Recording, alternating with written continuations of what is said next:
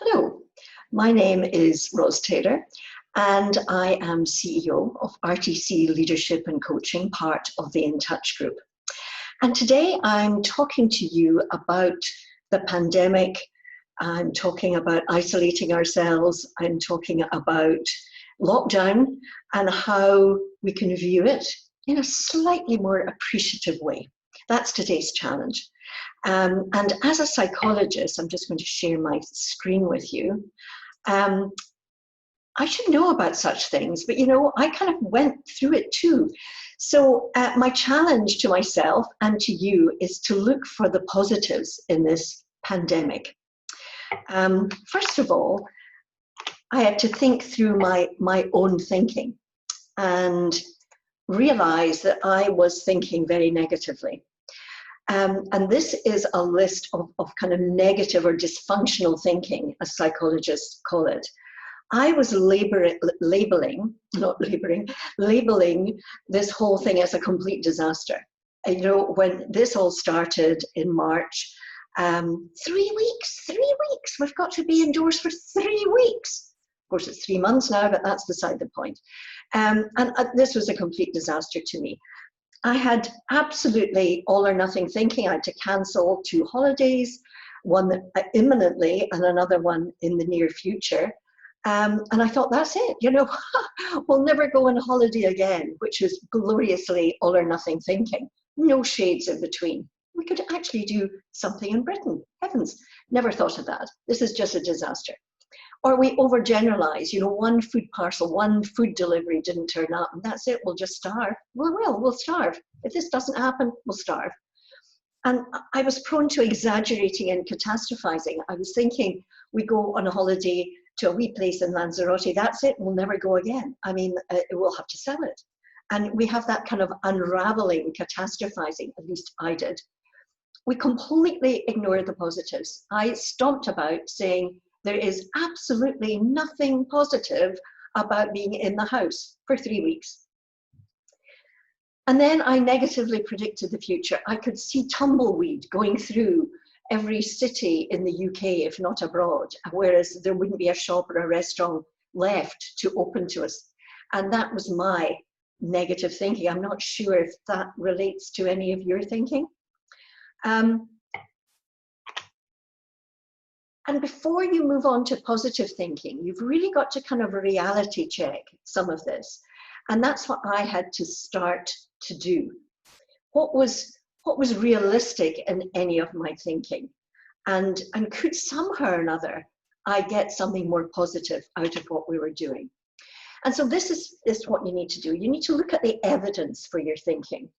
And I realized as we looked around the world and people had gone into lockdown sooner than us, then they were coming back to life. And yes, there was a cafe, not in Scotland at the moment, of course. We just look on enviously at other people. But there was evidence of life after lockdown. There were alternative ways, perhaps, of doing stuff. Maybe virtual drinks were all right if the drinks weren't virtual. They weren't actually in your hand. And there was some learning to be gained out of this. So that was my journey to feeling, and also take some action and change my behaviors, and probably shut up would be a really good start. So in a way, I had to come to this lovely conclusion, which is you problem solve or you emotionally cope. There really are only 2 ways. Raj Purso wrote a very big, thick book, but actually it all came down to this. You problem solve or you emotionally cope. And I had written in all sorts of things where the BBC say, put your comments here and we will get back to you. Well, they never did, so clearly ignored my comments. I had been fulminating to anybody who would listen to the decision-making of those in power. I'd written letters, I had talked to friends. I was exhausted with it, really. And I thought, you know what? I'm not influencing this in any kind of way. I would have to suck it up and emotionally cope. And that was the beginning of me kind of moving on. So here were a few questions. And clearly there are people who have been through hell and back with ill and awful, relatives in hospital and parents who have died during all of this, and you know, how to squeeze some positive out of any of that. I really don't know. It must have been horribly hard. But for those who perhaps weren't on that kind of brink, could we actually challenge ourselves a little? And so my challenge to me was, what could you do? I'm speaking to myself, in lockdown, that you've never done before and could perhaps continue to do thereafter. How could I cheer myself and others up, and what lessons could you have learned in all of this? And I also asked some people around me as well, some of my team at RTC and some of the team at CCA. And for me, well, what came out for me? Let me just stop sharing for a minute so I can eyeball you, because I really want you to beginning to think of this as well. But for me, and I'm looking at my mind map here of the positives I wrote down, I decided I was going to run every day, which meant that although I might have a shirt up here, down here, you don't want to know, are tracksuit bottoms and my running shoes. So at any moment in between Zooming, I could run around the block or whatever. And I kind of challenged myself to run longer and longer each day. I had the virus, which was interesting, early on in March with friends who returned from Rome, and instead of self-isolating, decided to come and stay with us for the weekend. Very kind. And so all four of us have the virus. I don't know if we've got the antibodies, but there's no doubt, I realize I've lived to tell the tale, so that's given me a little bit more confidence. I mean, of course, I will put a face mask on and do all of that, but it's made me feel a little bit more positive about going out and about. So my positives were, I've been running every day and I really want to keep that going. There's that wonderful thing that if you want to form a habit, you've got to do it every day for 3 weeks and then another 9 weeks to turn that habit into a new behavior. So I've been doing it now for quite a while, what, 2 months? So it makes me antsy if I don't get out. And I think the only time I haven't been running is when it was really raining. I'm a fair weather runner, I'll admit to that. And so I've lost weight, which is good. I mean, after not eating for about 7 days as a result of the virus, the challenge was to try and keep that off. And also I've been in one place for the first time in about 20 years. I'm normally traveling every couple of weeks, Shanghai, well, we won't be going there again in a hurry, but Shanghai, and then Gaithersburg or Gothenburg, Cambridge. I was always on the move, and I've actually been in the one place, and it's not been that bad. And of course, it's 3 months now, so it's really not been that bad. And I've actually cleared out cupboards and organized things. I'd never have thought I would say that with a smile on my face. Well, almost a smile. And so there have been things have been good. And when I asked others what they felt about all of that, some people were domestic gods and goddesses. I mean, quite fabulous things. They were cooking cakes and puddings. They were dancing in the kitchen. Well, golly, maybe we didn't always do that.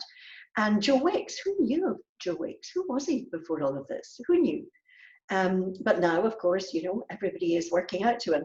Well, almost everybody. Zoom, my goodness, Zoom. We used to use it very occasionally. And now here am I sharing screens with you. We knew before, and not actually making a mess of it, which I used to do all the time. People volunteered for stuff. They were volunteering to make soup for people and take it round, volunteering to go to aged neighbours. I mean, really, really quite wonderful things. People were discovering outdoors, gardening, really for the first time. Folk were saying, gosh, birds land in my garden. A friend of mine said, who knew they did? And she was actually going outside to look at them and listen to them. My husband, we've got a tree stump in our garden because a tree was felled, a huge tree. And so he's decided to hack it all away and create a little kind of bar area. And he's called the stump Donald, Donald Stump.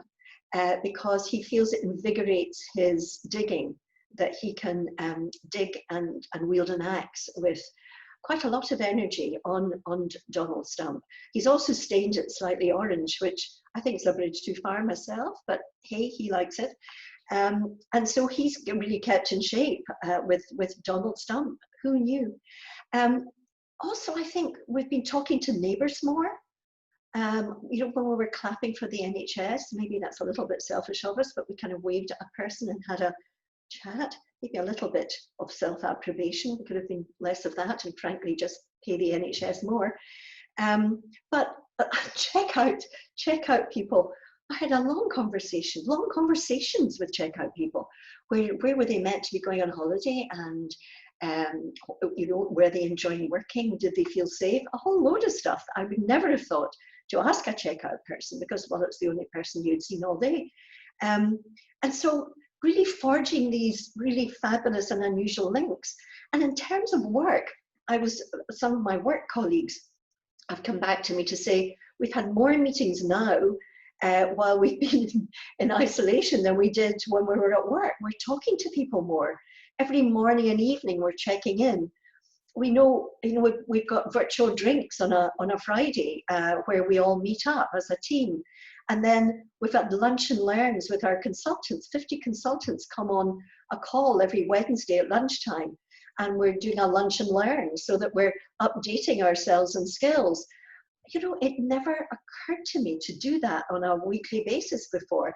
And so we've become closer as a group as well. So amazing things have actually come out of this. And so any lessons that we've learned?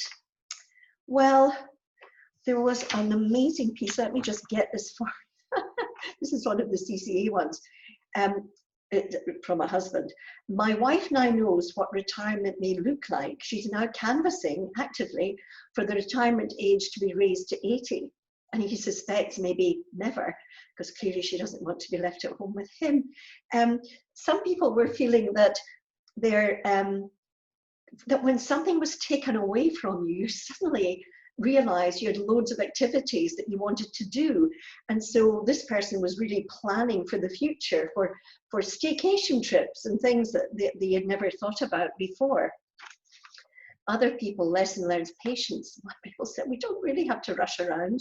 We could be so patient, and we really need to be patient in queues now.